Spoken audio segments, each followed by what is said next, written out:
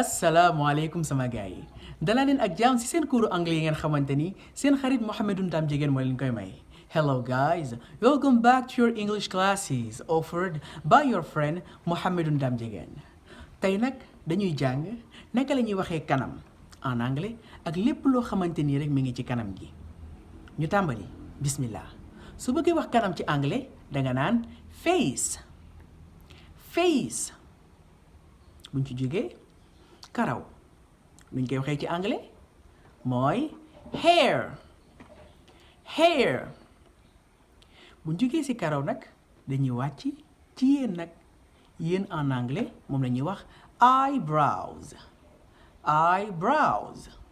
jógee ci yéen ñu wax jë nuñ koy waxee ci anglais jë nag mooy forehead forehead.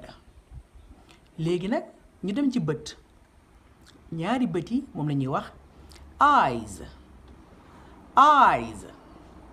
ñaari nopp yi moom la ñuy wax ears ears.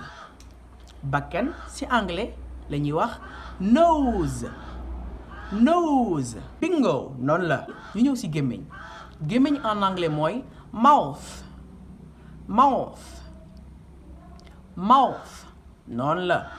ñaari tuñ yi ci anglais mooy lips lips. ngaam nag ngaam ci anglais mooy jaw jaw.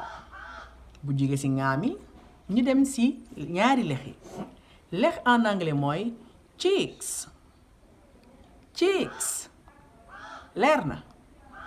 loolu lañ leen indiloon tey kon ci seen góoru anglais di leen jox digg daje suba incha allah ci beneen leçon. See you guys tomorrow for another class. Bye.